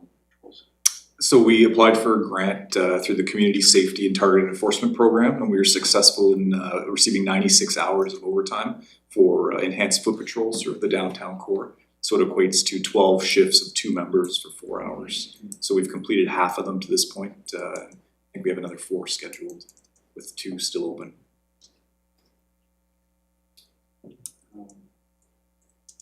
Sorry, just noticed Councilor Payne. Her hand up. Councillor Payne? Go ahead. I'm just wondering, did you mention what the asterisk designates on the 2025 total calls number? Sure, that's just to say that it's an extrapolation to the end of the year, so. Great, that's what I thought, but yeah, okay. So based on the number of calls you've had up until now, trending that out, that's what you would get to at the end of December. Yeah, and generally taking November and December are a couple of the slower months of the year, so, you know, it seems to be fairly accurate when we've done it in the past, so it's usually within. Yeah, close enough. Awesome, thank you. Councillor Lockwood. Just related to that, that's why that 7.6% doesn't math up. It's, you took the time, it's the amount from this time last year. And that's how you got the 7.6%? Yes. Okay. So a decrease in calls by 7.6%. Yeah. I just should mention too that I think a collaborative effort as well between the city, the Chamber of Commerce, the police department. We've all had sort of some meetings with the same provincial officials and some separate meetings that we've had through opportunities at different provincial meetings and conferences and stuff. But I think we're starting to see an effect on the bail reform. We're not there yet, but it's going in the right direction. There seems to be that attention to it. And as I mentioned to the chamber this morning, I think it's, you know, not time to take the foot off the gas because, you know, that attention and the work that's been done to now could easily get driven to another priority if that's not kept up. So I think we need to do that, but I think we already saw a market, you know, impact on our calls for service and the break-in enters around town by having some success on getting you know, even a small number of people held in custody that traditionally hadn't been held in the past. We're also been working with the community partners. Chris Johnson's been kind of taking the lead on some of the regular meetings we have to deal with some of the challenges in the community, the unhoused, the mental health and addictions issues, and kind of along the same lines as a situation table, maybe not quite that idea, but by having a bunch of community partners and different representatives together to, again, outreach, Nelson Cares, bylaw, ourselves, probably missing a couple on the spot here, but definitely has helped in keeping some people, you know, front and center and on the right track and getting the help they needed when they needed it. So. Yeah, I was just gonna say, when we were out in Ottawa last week for FCM, one of the 4 main priorities was the bail reform, but also the wraparound services and reducing and providing care to reduce the amount of repeat offenders on both sides of it. And then I would say our conversations with the members of parliament, both on the Conservative and the Liberal side and the side, was consistent across the board, the recognition for both a legislative change to deal with prolific offenders as well as the need to put investments into services to keep people from reoffending and getting when they come out of incarceration. So just wanted to at least convey that it's very clear from that municipal advocacy point that the legislature is listening to this and has heard this, and it's pretty unanimous across the board, I would say. Yeah, conversations. I get the same sense, and I do think, you know, kind of in parallel with that is, you know, the different housing initiatives, and then having that opportunity to have people go to, you know, I guess different stages of housing where, you know, you're not going to come out of addictions treatment and stuff and go right back into that environment. Like, that's just a recipe for failure. So having those opportunities to kind of transition people through the various stages and be, you know, an appropriate housing as to where they're at in their recovery and moving forward with careers and things like that. Yeah. So I think, you know, again, it's all these little things that kind of in parallel, but they all have to happen. Synergize, I guess, to have a positive outcome. Just another table so you can see again the trend is good, maybe not quite as high as some of the other departments. I did add Castlegar in this year, just being a neighbor. I think again, I think some of the things I've already mentioned have had an impact on this, but I would also say the sort of bit of that pullback around decrim and some of the issues that caused. So we saw a pretty good spike. I would say somewhat tied to decrim, and then I think with tightening those rules up and returning some of the powers to police and maybe having some restrictions back again on where you could use substances and things like that, that definitely had an impact on our calls for service and things that were happening in the downtown and some of the other, you know, more visible areas within the community. Sometimes you could argue this is a positive or this is a negative. We also saw an increase though in our charges that the police laid per 100,000 people. So the incidents have decreased. I would say it shows some of the efficiencies and some of the work that as department's gotten staffed up better, able to investigate, solve offenses and lay charges has increased with, again, with the incidents decreasing. So that's, you know, kind of the coupling you want to see. I mean, obviously you want to see charges continue to get higher and higher and higher. Crime prevention is still, crime prevention education is still the main piece, but I do think that our charge rates had dropped some just because of the manpower shortages and the inexperience within the office. So we're kind of on par or a little bit higher than most of our comparables, and you can see for them is still quite high. This slide is actually from last year, so you probably remember it. But was one of the requests we had that we ended up taking off the table last year. So there hasn't been any administrative support added to the department since 2002. The department workload continues to grow. Reporting and disclosure requirements continue to become more complex and time consuming, which has the ill effect of keeping officers in the office and less on the road. Some of the file work is easy to do within the workstations, but the disclosure and all of the, you know, increasing complexity of the digital, like statements, photos, surveillance videos, things like that. You pretty much have to be in the office to do that. On top of that, there's been no ability to succession plan with staff that continues to become more senior and nearing retirement. Councillor Lockhart. Chief, to go back one slide, and I apologize if you've explained this before, but why is Nelson's charge rate relative to the incident so much lower than other places? Is it just the nature of the crime, or do we have an issue with our, as I think you mentioned this before, that our prosecutors are not facilitating or supporting a higher charge rate? Yeah, I don't know if I would say they're not supporting, but I do think there is a tie to that related to just the workload of the Crown's office and the shortage of the Crown in our area. You know, you can see, comparatively speaking, Nelson Castlegar would be fairly similar when you look at the incidents and the charge rates. So kind of tend to indicate the same thing. Like there's challenges getting charges approved and through. Again, I do have to, you know, admit that some of that was the staffing shortages and experience of the officers. So I would tend to think that number is going to increase over the next year or two. Should steadily increase. I also think, I know there's been some work done with helping support the Crown and their ask for additional resources too, which I do believe would make a difference. Like the Crown has to triage stuff that comes in, and obviously the person's crimes and some of the more serious crimes are going to take the priority and take the focus of their work time. I would say the volume of charge approval or Crown requests that go to the Crown for review continue to be quite high in this general area and Nelson in particular. So yeah, I think that, you know, I think there's probably other factors, but I would say that's a significant one.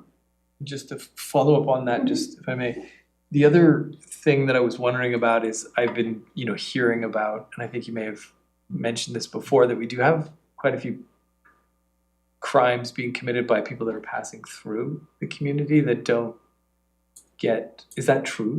Like you hear about it quite a bit, that you get these waves of activity, they're passing through and they're gone, and so those people would never get charged. You have difficulty investigating them? Well, you know, that's always a challenge in more tourist type economies or towns. You know, in the past I've worked some in Banff and Canmore and some of those places too, and you know, you just don't have that ability to solve the crimes as much because a lot of times your criminals and your victims are from other areas. So, it's kind of ships passing in the night a lot of the time. I haven't seen that issue here in the year that I've been here. It's more so a select few that are committing the same crimes. Yeah, and I was kind of said the same thing. Like I think in past years that's been a bigger problem. It seems like our, the general community is kind of more settled and stable these days. Like it's the same players now. I still think there's probably some effect of that of people being from out of town, both who are committing the crimes or victims of the crimes, but it's not as noticeable as it was. Councillor Page. In previous years, we had done some additional outreach to support the Crown by helping businesses understand, and community members understand that reporting things was important, and that helping build cases was important because there was a little bit of apathy towards the kind of recurrence of some of these incidences that people weren't necessarily doing that. Are we still continuing to refresh that outreach so that we're continuing to hammer home that message that something happens, we need to add to the case file and help you guys create that trail and that history so the prosecutors have something that they feel they're doing a case on? I think so, and I think on two fronts. One, like the meetings we had this morning at the chamber, I think we have a good working relationship with most, if not all, the businesses in town now, and that was kind of one of the emphasis today is things have kind of leveled off or even improved, I would say, but again, that doesn't mean that, things couldn't slip back if we start letting things like that happen and not reporting stuff. And then the other avenue, again, the CSO has been a great addition because that's kind of what they focus on, that low-level crime, that day-to-day contact with the businesses and the community, just to get a good sense of stuff that's happening, but almost in real time. So, we try to emphasize that as she currently is traveling around to make sure that they're just double checking with the business all the time. Like, has there been any uptick in anything? Have you seen the graffiti coming back? Because again, the chamber actually asked about graffiti this morning, saying how happy they are with the decline in that. But again, due diligence, this time of year is pretty good. We find graffiti tends to go down through the winter months for probably obvious reasons. But again, when spring and that comes and school is out for the summer, again, we start seeing an uptick in that. So, we don't want to get caught behind and playing catch up on those things. As far as the break and enters and that go, I don't think we've had, we had probably a little bit of time where I think people were getting frustrated, maybe not reporting stuff.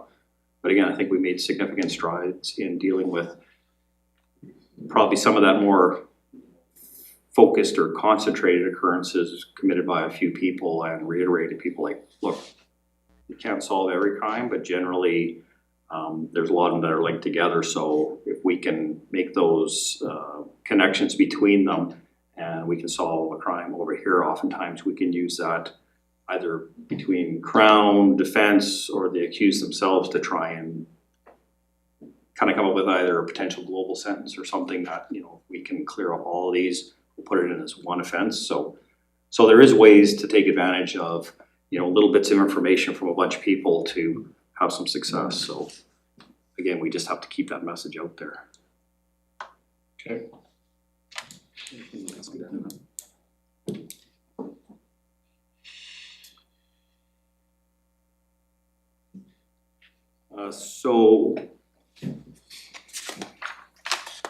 Sorry, page just caught back up. So just a little bit of an update on the 2.75 time permanent part-time dispatchers we added last year.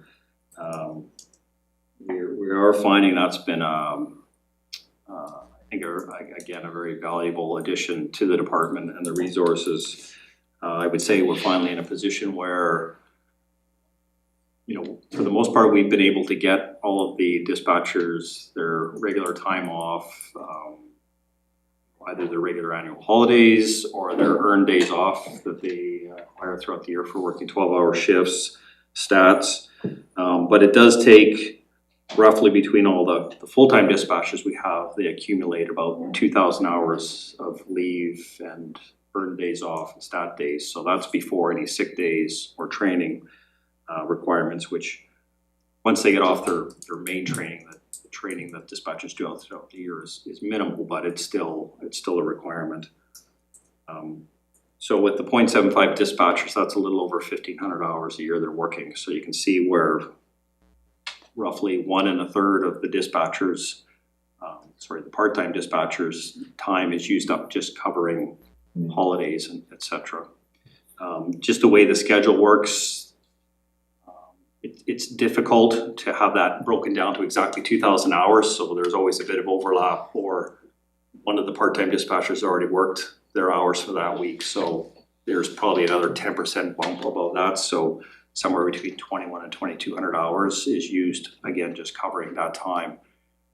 We've been able to staff second desk with the permanent part-time dispatchers, and second desk is that second dispatcher that's in the dispatch center for those peak hours of the day where it does get quite busy in there. If you think one person is answering all the 911 calls, and that's for police, fire, and ambulance, they're the assigned guards for any prisoners we have, plus they're answering the administrative phone lines, plus they're answering the front counter. So that's one person, or traditionally it's been one person up until the last year and a half, where we put that sort of identified block of days, and it's Monday to Friday, generally from 8 a.m. until 6 p.m. 11 to 7. Oh, it was 11 to 7 when we're down to 1. Anyways, sorry. You're 8 to 8, sorry, right. Yeah, so 8 to 8 during the day, so 12 hours of the day we cover off with the 2 when they're available, and then once that one dispatcher has to slide over to cover off any leave or whatever, we have to extend that second dispatcher by about 2 hours that day, just because we're not covering the 12 hours, but we still need to cover about 8 hours. We figure where there's just enough traffic and calls and things happening that there's no way one dispatcher can handle that center anymore. So that pretty much expends the hours of those 2 dispatchers. And the reason I bring this up is because of our ask for an additional 0.75 person is in that admin support role. Ideally, we had hoped to use the dispatchers that were permanent part-time to take on some of the admin roles, some of the records keeping. We are using them for that, but we're finding some of the more involved tasks where they need to be away from the desk. They're just not able to do them. They're just not able to have that time away from the dispatch center to do any kind of court disclosure stuff, anything that involves any kind of concentration, because there's so many interruptions, filing in the back rooms and things like that. So we're asking for an additional 0.75 person that really is more of an admin support and CLO, succession planning and support position. Currently the CLO has a number of functions that they are responsible for, like monitoring CPIC, taking off warrants, adding conditions, etc. And that's a very critical role because it's very high risk that if somebody has an outstanding warrant and it's not entered on the system in a timely manner and there's an interaction with police, there could be potential, again, civil suits, etc. If that person goes on to commit more crimes when they've already had an interaction with police and haven't been picked up. Vice versa, if somebody's been arrested and their warrant's been dealt with and then it's not removed from the system and they get arrested again in a future interaction with police, we could be facing a civil suit there again. Anytime people are released from custody, there's almost always some forms of conditions on the release document. Those need to be added in a timely fashion. With one CLO, coupled with all of our other duties, you can see what's going to happen when they're away for a week or two for holidays, or they call in sick one day. So again, we just haven't had that built-in support or succession planning. There's getting to be enough work in that position that it's almost a 1.5 position as it is. So we need the support for the day-to-day, and we need the succession planning and the support for when our full-time CLO is away, as well as the executive assistant in our offices are really the only admin staff in the whole department. She generally takes her laptop with her and stuff when she goes on holidays or she's away to do some of those tasks that really are too difficult for somebody to come in and just pick up a couple times a year. So it's not a good setup. Just about every position within the department that's higher up in the records keeping and the administrative side of things is getting to that stage where they're potentially ready for retirement. So again, succession planning and wellness are kind of the key areas that that position is going to fill off, and the workload is there to justify it as it is. So working with the finance committee on the police board and Chris, the chief financial officer for the city, we've gone back and forth quite a bit. We started out with a budget request close to 15% of an increase for the year. We have reduced a lot of things. We've delayed a number of staffing positions and things like that we already have approved position for. For example, the deputy chief, we're looking at probably being mid-year before we fill that position, so end of June, beginning of July. So that offered some significant savings on wages and other costs. On the flip side, the biggest portion of the budget this year increase is based around the new collective bargaining agreement that was reached over the summer. So you can see on the breakdown here, we did get the total budget increase down to 9%, so still high single digits, but down to single digits. Wages account for 4.9% of that. Other benefits for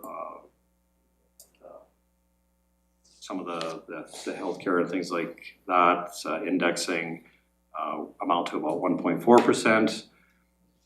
We have experience increase, so that's as officers, when they graduate from the training academy, they're a level 5 officer, so each increment from level 5 to level 4, level 3 has a percentage of wage increases. So we've had quite a few officers graduate from the academy over the last 3 years, so they're paid less than a first class constable, but they keep moving closer to that. So as they do, they keep coming closer to the full first class constable wage.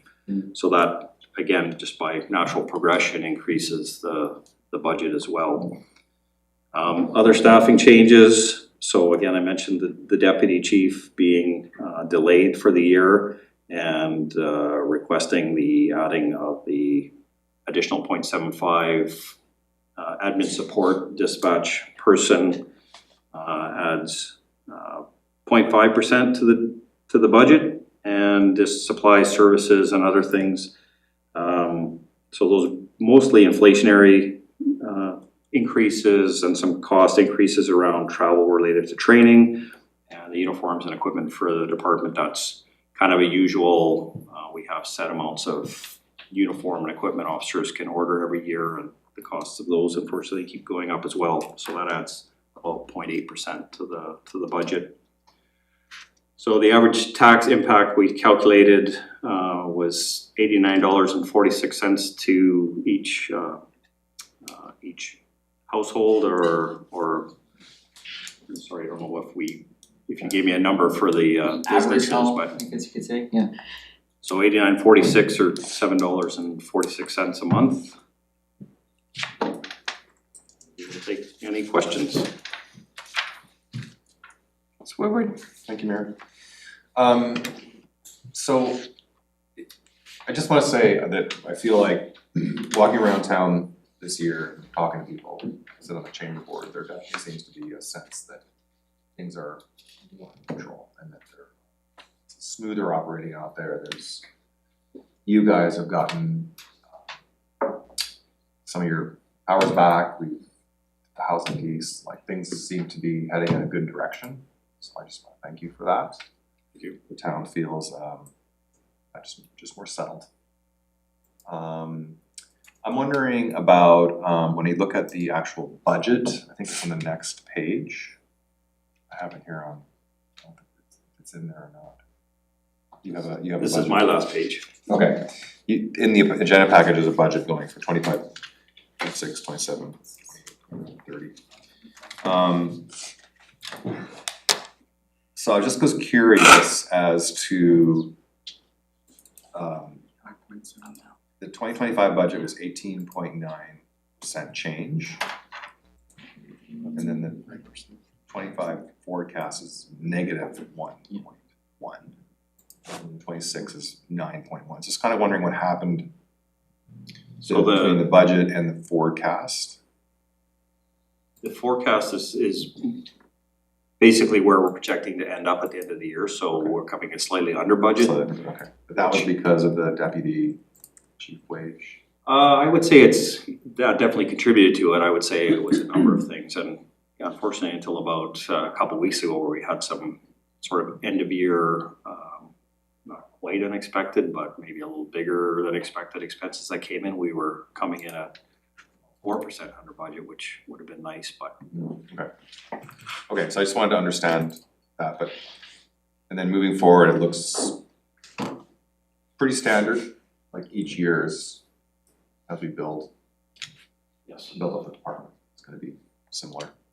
Yeah, and I think and I know this came up at the last meeting, but I think we've sort of reached that point now where we can start being at natural sort of growth based on population and workload and things at, the actual pace of where we probably should have been a few years ago. So we had those 4 or 5 years of trying to catch up, but again, without anything unusual happening, we should be fairly steady increases going forward. Thank you very much. Councillor Payne and then Councillor Tate. Hi, thanks so much for the information.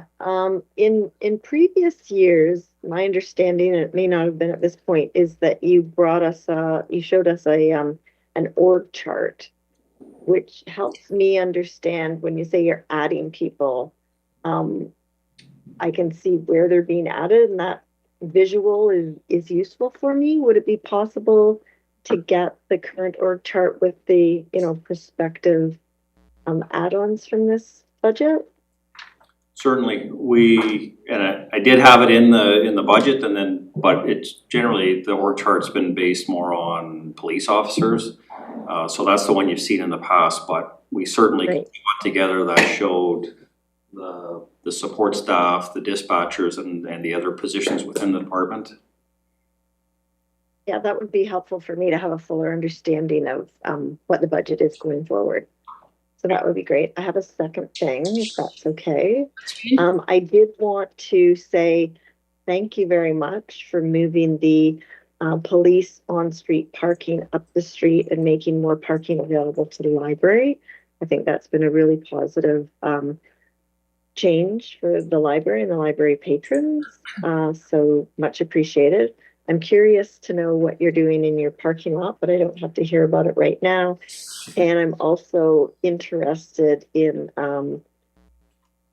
some feedback on the absence of street outreach working out there right now. Yeah, so the parking lot, we wanted to put a duck pond in, and we couldn't afford any ducks, so then we took it out. But we had a sinkhole for some reason. We had a sinkhole in the parking lot, which then it rained a whole bunch, so we actually did have a duck pond for a little while. But so they had to dig that up, put the proper layers in and repack and repave it. So unfortunately, that pushed us out onto the street and took up some other additional parking around the department for a week or so, but we're pretty much all back in there and straightened out now. Outreach, and I'll let the inspector comment on this too, because he's more involved in the day-to-day. Obviously that's not a good thing. It certainly has left a bit of a void within town, and I guess leaving probably a few people who would normally call street outreach kind of wondering, well, who do we call to replace them? But I think, I think so far it's been working pretty good, and by no means do I mean that, we can get along without street outreach. I hope they can get back on their feet and come back sooner than later, but I think we've been managing pretty good, all things considered so far, so. And I also think there's been a few community groups that have stepped up in the absence of street outreach that have been helping quite a bit. Okay, awesome. Yeah, I think it's left a real gap, what I'm hearing from the groups that I'm in. Not that there isn't triaging around the situations, but just those relationships that those individuals had with many people on the street made it a much safer, more cohesive way of moving through their day. So yeah, I agree with you. It'd be great sooner they're back on their feet, and those organizations, yeah, we're doing the best we can in the meantime. But thank you for that. Hi, thanks so much.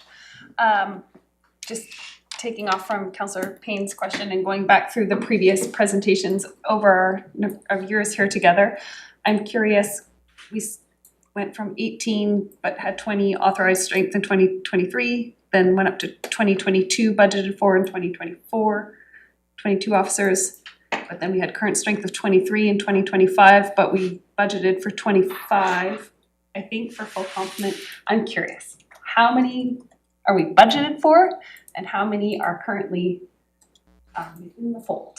So how much farther do we have to go to get to that, what I believe is 25 for a full complement? And can you just help flesh that out for me?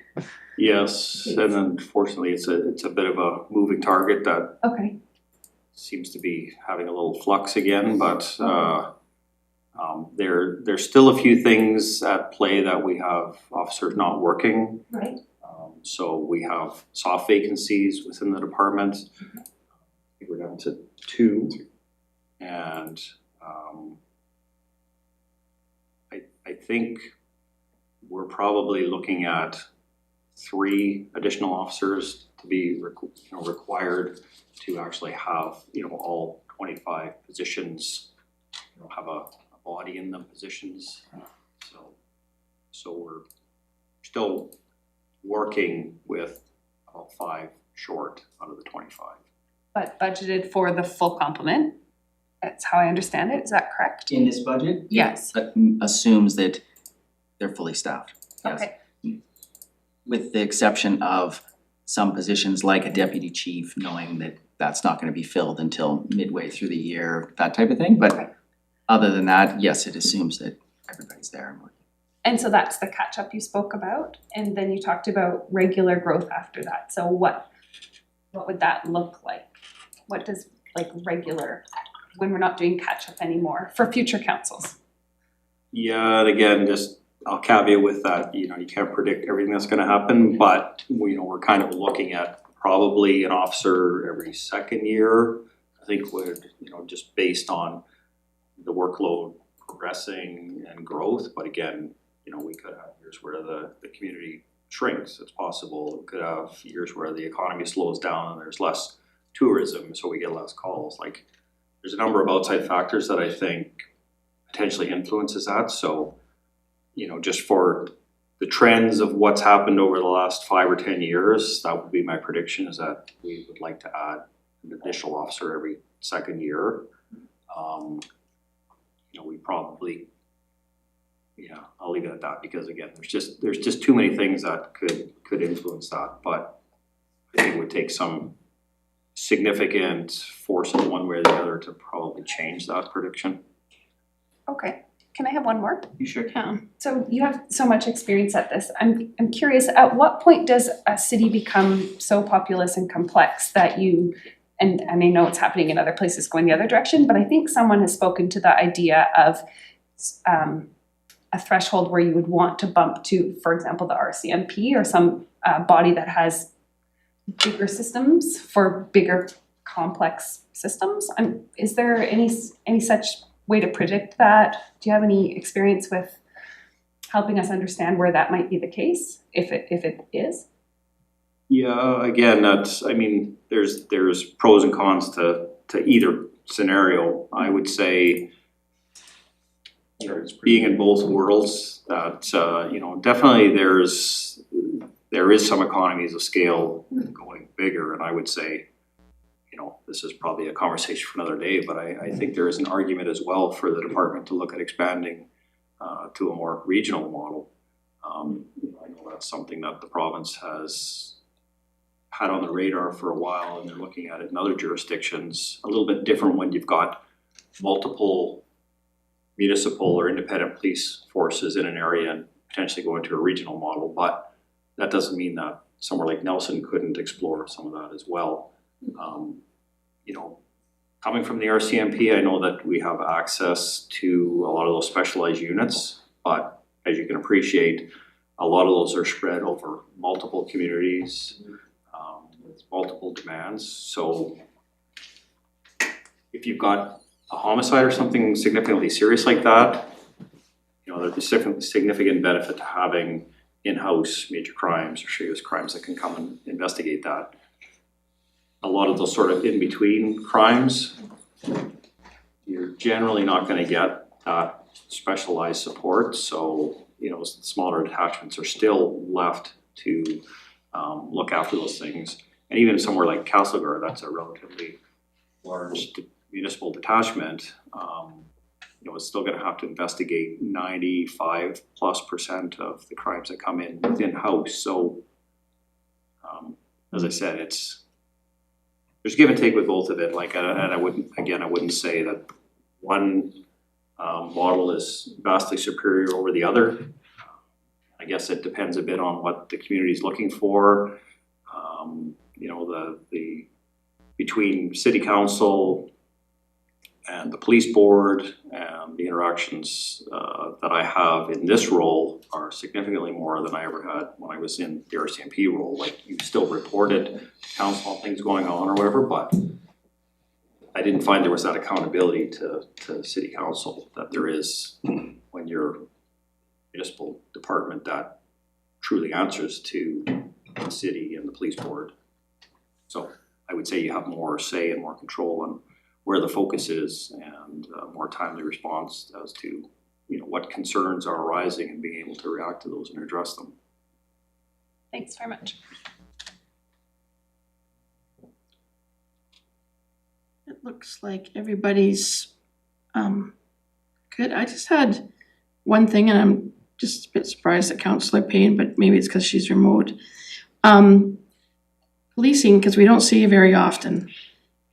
I just want to suggest that you be careful with that acronyms. It's kind of like you talked about the CLO. Now, I happen to know that that's the court liaison officer, and maybe you said it once when you started, but you kept referring to the CLO, and we have the community, we have the CSO, and we got all these acronyms. And to be honest with you, I have no idea in the sentence the requirements of EIM and DEMS to move patrol-based ledgers disclosures. I have no idea what that is. Electronic information management and digital evidence management system. Okay, so. And if you use AI, it'll just become EIMDEMS AI. OMG. Sounds more complicated when you just use the acronyms though. Yeah, so if you could, when you put in something like this, that kind of is seen in the public when all of this is published, that you write them out full, and then we can use. I have them written out full in my notes. You start running out of space when you start every acronym, you start expanding it, which I understand is a challenge sometimes. But right. Sometimes the font's too small. Yeah. That's okay. And so just to say a few things. So last Wednesday we had the police board meeting, at which time this preliminary budget was brought forward.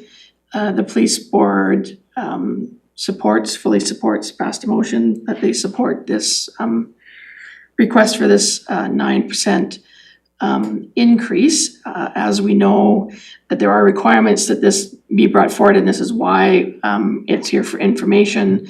In terms of the rule book says that it must be presented in November of the previous year. But as council, we can look at this number and continue as we do our budget deliberations as we go forward. The drop dead date for approval of the police budget is Now it's May 15th. May 15th, so there you go. So there might be some need for you to come back, there might not, but there is some time, so this is just a first glance, but I do know that you started at a higher number at 14 or 15% and have gotten it down to 9, so as we ask every department within the city to try to get out the pencil and figure out what you can take out, I think that this is where we're at, this is the reality. Salaries have gone up. And I think that we'll be seeing that as we do continue to do the budget for the rest of the departments within the city, is that we're gonna see these budgetary increases. There was some fairly good contracts signed off in the last while, so I wanna add to that a little bit. Yeah, like this is the police board's budget. So when we put together our budget, we can look at some of the things like actual staffing levels, people who are off on WorkSafe, people who are on maternity leave, that type of thing, turnover. And we did that last year. We looked at that. As you can see in this budget, when the police board presented last year was an 18.9% increase. We, at the city level, funded a different budget, knowing some actual staffing levels. So we'll look at that again when we go through our budget and ask some questions and. So that being that, I wanna thank you for coming. I wanna thank the board members for coming. And at that point, the open meeting, if I could have a motion to close the open meeting, and we are going to, thank you, moved by Councilor Lockwood, seconded by Councilor Woodward, all those in favor? And that carries, and I would like a motion to reconvene in camera, please. Moved by Councilor Woodward, seconded by Councilor Page. And if we can take 3 minutes just to make sure that we have our systems off, and we will continue back in the in-camera meeting.